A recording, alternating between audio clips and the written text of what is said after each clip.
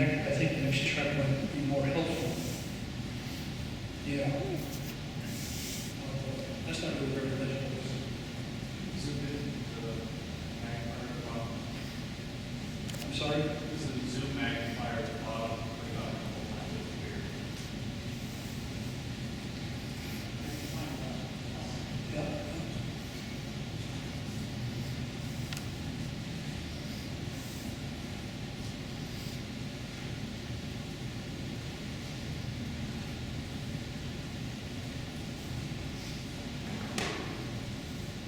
Okay, that's a little better. This chart's kind of helpful for a couple of reasons. One, you probably have all seen the 4-digit codes for coding different types of steel. Some common ones are right up here. Society of American Engineers is 1040, 1050, 1070, 1095. The significance for our purpose tonight is the last 2 digits, because those last 2 digits are the percent in fractions of a percent of the carbon content of the metal. So 1040 has a carbon content of 0.4%. Similarly, 1070 is 0.7% carbon. Now, in this column it shows tempered color is clear when it's fully hardened. But look at the difference in the Rockwell hardness, which is what these numbers are. This is only Rockwell 54. This one goes up to 59, 64, and 67. You can see that the progression in hardness corresponds to the progression in carbon content of the metal. Now the chart going down the middle, we can shrink this back.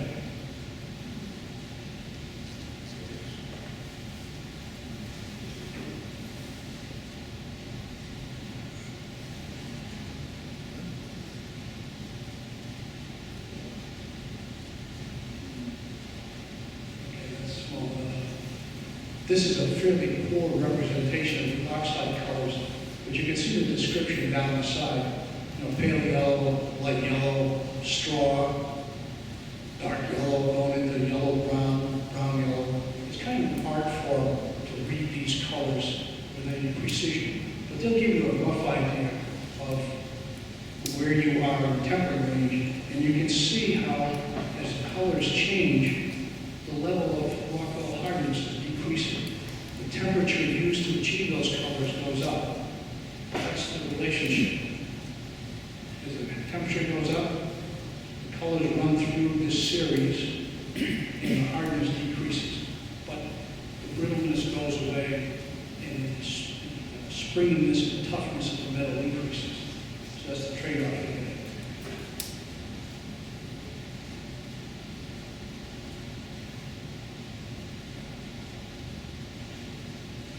Once in a while, I've seen references to double tempering where in case the piece of old one I did, you would put it in the oven for about an hour, take it out, let it cool completely, and put it back in again, the same process. It's a refinement that I guess it's with some elements gives you better results on the tempering side. But for checking final hardness, when all said and done, if you need to know what you've got in the way of hardness with some precision, then you don't have too many options in the home shop, because the standard is the Rockwell hardness tester. But if you make friends with a guy down the street who owns a heat treat shop, he might be happy to do you a favor once in a while, especially if you bring him some donuts or something. Because it's a very simple process, only takes a second. And basically, the Rockwell hardness tester, it's a simple machine. What it does, it has a diamond point, and that diamond point is applied to the hardened metal, and it's applied with a known pressure, and the depth of the penetration into the metal is an indication of how hard it is. It reads out right on the scale on the machine. So you put the metal in, you move a lever, move it back, and you just take the reading on the scales. That's straightforward. And what it's measuring is how deep diamond penetrator has gone into the workpiece. Is that really measured in thousands, how deep it goes in? The question is it measured in thousands? I don't know what units it's measuring. All I know is because diamond has a very specific shape. You know, it's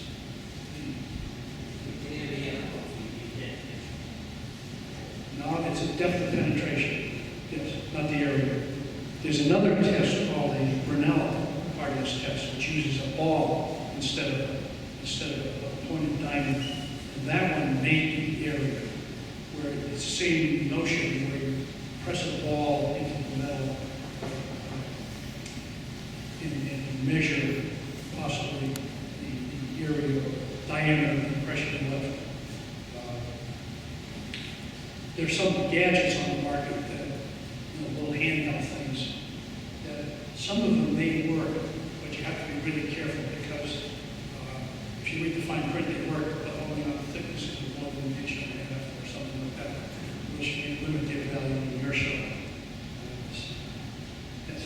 Frank, are you using the term tempering and stress relieving interchangeably, or? I haven't used the term stress relieving at all. The question was, am I using the terms tempering and stress relieving interchangeably?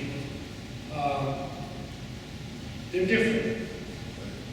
Tempering is taking a fully hardened piece of steel and bringing that hardness down to some lower level, and in the process decreasing the springiness and toughness of the steel. Stress relieving is taking a piece of cold metal and heating it up to about 150 to 200 degrees below the critical temperature, and then letting it cool very slowly. And the purpose of the stress relieving is to take out stresses that have been induced into the workpiece from a variety of sources. One problem that stress relieving is used to address is if there are welds in the piece. You know how the shrinkage when the welds cool. Stress relieving helps to alleviate those stresses. Similarly, if you have ever taken a piece of steel and milled notches in it, or done other things to cut into the surface in some kind of a pattern, you take it out of the vise and it's nice and straight, and you put it in, take it out of the vise, and it's curled like a banana. Well, those are stresses you induce in the machine, and you can bend it back to straight. But if you heat treated it like that, if you heated it up to critical temperature and you quenched it, good chance that thing is going to bend right back again, pretty close to where it was when you took it out of the vise. But if you stress relieve it before you harden it, there's a good chance that most of those stresses that you induced in your machining will be relieved. And you might get a little bit of warping, but nothing like you would have gotten before stress relief. Yes, sir. I had a question. When you take the piece out of the tempering oven, Yes. you quench it or you just set it aside and let it cool? Just set it, when you take the piece out of the tempering oven, just set it aside and let it cool. There's no need for a second quench. And remember, you're tempering at much lower temperatures than typically 400 to 700 degrees as opposed to 14 to 1500. Yes, David. A word that you could use to change the tempering is drawing. Yes. Draw the hardness. Yes, David makes the point that another commonly used word for the tempering process is drawing the hardness. Depending on which shop you're in, you might use one or the other. But they're both indicative of what the process means, drawing down, tempering. It suggests a reduction in hardness. You said stress relief. You explain what the difference is between that and healing. Yes. Stress relieving, I'll just reiterate, is you start with a cold piece, you heat it up to about 150 to 200 degrees below the critical temperature, below the transformation range. And then you let it cool very slowly. When I say very slowly, I mean, like, ideally 24 hours, something like that. Annealing, on the other hand, if you want to anneal a piece, first of all, stress relieving typically is done on a soft piece. Annealing is done on a hardened piece. And annealing is hardening backwards almost. What you do is you heat the piece up to the transformation temperature, actually a bit above. But this time, instead of quenching, you let the temperature back down very slowly, slowly as you can. When they do it with in a commercial furnace, they have a program they can put in where every hour it drops the temperature 50 degrees. And if you're coming down from, say, 1480, it takes quite a while to get from 1480 down to cool at 50-degree increments. Yes, Roland? Well, I've annealed a lot of things, bearing races, out of steel ball barrels, and I heat them up red, like you said, and I'll put it in sifted, fluffy wood ashes, and they insulate like you wouldn't believe. And you come back the next day and take it out, you can pretty much do anything you want with it. You could anneal a file and pull a hole through it and soft as pipe. Roland was saying that he's had good success annealing things like ball racers and ball bearers by heating them up to the red heat, to the transformation temperature, and burying them in nice, fluffy wood ash. That would work well because the wood ash is a good insulator. Another very good insulator that you can use that's commonly available is vermiculite insulation. It's a mineral product. It's pretty readily available, and it's not expensive. And you heat your piece up to red heat, same as the wood ash, and bury it in a bucket, and it's going to take quite a few hours for that piece to cool. I've also heard that if the piece is maybe real thin or something, you can also heat up along with the piece. You heat up another bar, that has a little heavier cross section, and you put them in together so that the combined heat loss is slow. The bar will give off some heat to the thin piece and slow down the cooling, because it's the slowness of the cooling that will determine the success of the annealing process. Yes, sir. Speedy dry works pretty good. You get a trash can full of speedy dry, put the piece in it, cover it with speedy dry, don't burn, put the lid on it, sit there all night, spin it off in the morning. Yeah. Speedy dry, I think it's clay, isn't it? Some type of clay? Yeah. Yes, sir. Just want to kick back for a second. The method I saw once, and I haven't tried it, for checking hardness, is use a glass tube or a plastic tube, calibrate it along it. You have to calibrate it using known hardness pieces. Drop a ball bearing. Yeah. How far the ball bearing bounces back up is an indication of hardness. There's a tool for measuring hardness called a scleroscope that does exactly that. It measures the height of the ball bounced off the piece. Unfortunately, you need a pretty substantial piece for that to work properly. If the piece is small or thin, it's not indicated. It has to be good chunk of it. The mystery metal. Oh, yeah. Okay. Yes, sir.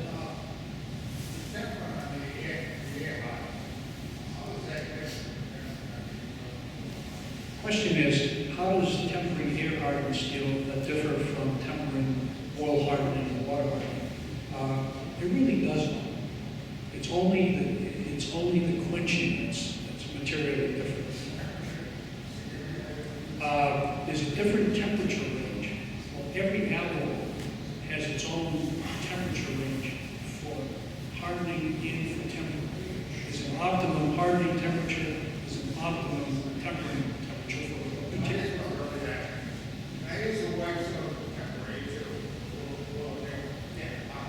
Well, you can if you can harden it in the first place.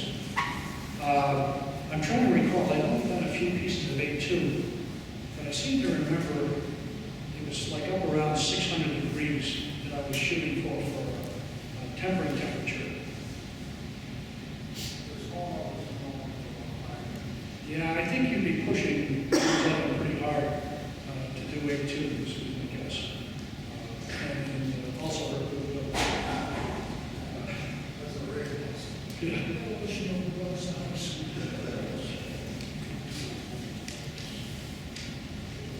No, it's time.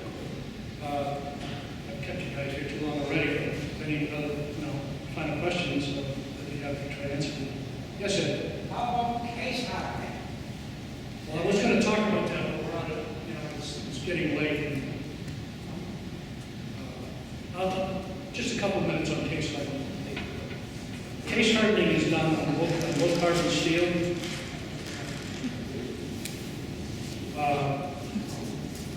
Its purpose is usually to provide a hard wear surface, and you still have the tough inner core of unhardened steel. Unfortunately, it's not a process that's easy to do in a home shop environment. There are some products, such as a product called Caseonite, that would have you believe that it's a snap. Well, I tried Caseonite, and what I wound up with a sloppy, melted mess of black coke, and no noticeable hardness. And I would attribute part of that poor experience to my own, newness with the product. But I've also read that about the best you can get for case hardening, under ideal circumstances, is about 3,000 steep, where a proper case hardening would be more like 15 to 30,000 steep. Those are usually done. There is a way you can do it in a home shop, but it's pretty darn involved. You have to get a metal container, preferably cast iron. You have to put the piece in it with some carbonaceous material, bone meal, or a variety of carbon-bearing substances you can use, bone meal, things like that. And then you seal this metal container. You have to put it in an oven at high temperature, leave it there for many hours. Because what you're doing is you're having this piece of metal inside the box absorb carbon from the material that's packed around it. A term for this is pack hardening. That's where it comes from. When you finally, hopefully, have enough material, enough carbon absorbed into the surface of your workpiece, you have to open this box up, dump the whole mess into a water quench, which the quench will harden the surface of your workpiece. That's the general process for case hardening. And that's how the old timers did it before they were better processes. Now, in the professional heat treat shops, what they do is they have a furnace with an atmosphere of, they call it gas nitride. It's a carbonaceous atmosphere. They heat the part up in this furnace that's surrounded by this carbon-bearing gas. The piece absorbs the carbon from the atmosphere, and then they just dump the whole thing into a quench, and you've got a good, deep case on it. Much cleaner. So that's kind of case hardening in a nutshell. And the question that always comes along with case hardening is color case hardening, which you see some beautiful stuff. Some of the old Stereotools had it. You see it on gun receivers on rifles and shotguns and so forth. That's still somewhat of a mystery. In the old days, they used to do it with some really noxious chemicals, cyanide and other similar chemicals that just really aren't even viable commercially anymore. But I understand the secret, which I just found out 2 weeks ago, a chance, and the guy I learned it from said it took him 20 years to find it. It's in the quench. You do it like pack hardening I just described. And so you introduce carbon to the surface of your soft steel part. See if your gun receiver. And you dump the container into the quench. You have air bubbling up from the bottom of the quench. And it's not clear just exactly how. Apparently, how you choose to bubble the air up influences how the colors are formed and what you get. But picture this, the part is going down, the air bubbles are coming up. When the part hits an air bubble, the air has oxygen in it. You get an oxide spot on the part. It goes a little further down, it's a little cooler. You remember the different spectrum of colors we have? So as it drops, it's going through the whole spectrum of the colors, and those colors are splotched on by the air bubbles. When it gets to the bottom, whatever you got. I've seen some so-so attempts at this on the internet, and it did give away that how it works is that these samples and they've done this in cubes or rectangular pieces, all the way around the edges, which are the areas that cooled first, were dead gray, no color. And as you got in toward the center where the heat was retained longer, then you have some colors because that stayed warm as it's dropping through these air bubbles. Is that a combination of white sheet and oil blue? No, oil balloon is totally different subject. Okay, I appreciate your attention